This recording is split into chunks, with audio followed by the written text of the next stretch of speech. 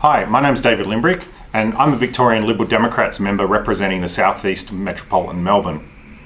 If you haven't heard of the Liberal Democrats, we're a party founded on the principles of liberty. And this is why I became a politician in the first place.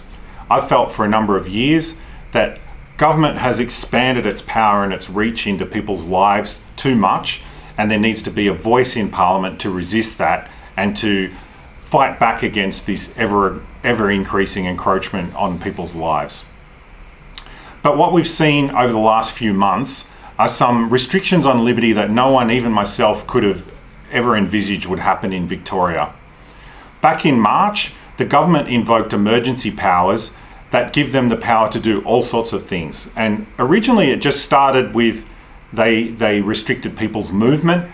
And then what we've seen over the last few months is it's ramped up more and more and more to the point where now we have, you can't leave your house after 8 p.m, you can't visit other people, you can't go to work without a permit, all these sorts of other restrictions on people's freedoms.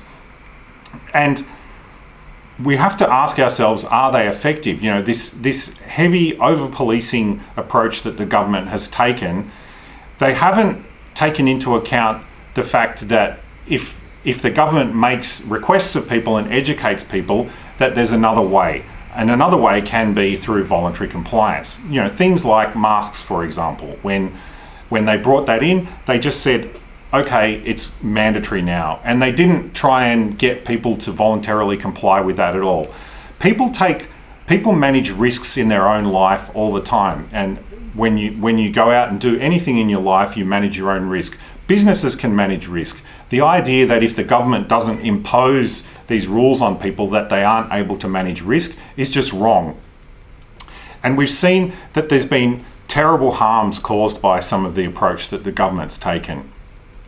And when people question this, and we get people, I've had people contact my office with all sorts of terrible stories about the harms that it's caused to their family, it's caused to their lives, it's caused to their health, it's caused to their business, all of these sorts of harms. But when people question these harms, they're getting demonized by the government.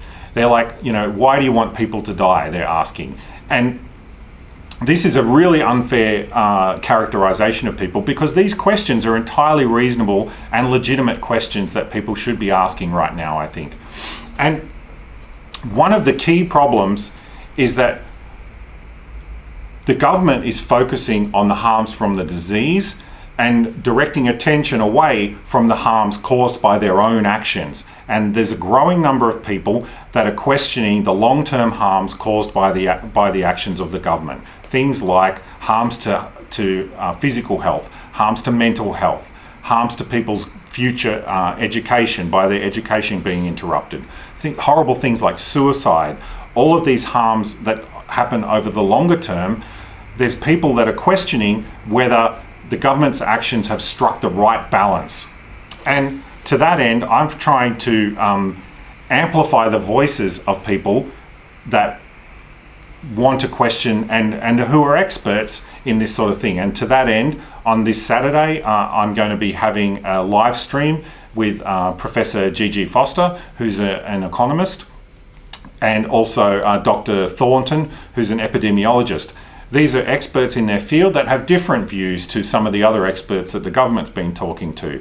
It's not as if that there's one view in the community of experts on this. There's a wide range of views, and it's entirely legitimate and entirely reasonable for people to be asking these sort of questions. And I want the members of the public to have the opportunity to ask those questions and listen to those alternative voices. What's going to happen though in September, on the 13th of September, the emergency powers will expire. When they were designed to be used for a maximum of 6 months only, and it was written into the legislation. And there's a very good reason for that. And that reason is that infringing on people's freedoms in a liberal democracy is something that should only ever be done in very severe circumstances and for limited periods of time. We've seen too much in history where emergencies have gone on forever and people's liberties have been taken away from them. And so to avoid that, the legislation has built into it, it expires after 6 months. The Liberal Democrats and I will be strongly opposing any further extensions to these emergency powers by the government. And if you agree with us, what I'd ask you to do is to try and contact your members of parliament, both in the upper and lower house, and let them know your story. Let them know that you don't want the emergency powers extended, that you've had enough of this, and that you want the government to take a different approach. You can contact them through social media, by calling their office, by sending them an email. Other things that you can do is listen to some of these alternative experts, people like what we're going to be talking to on Saturday.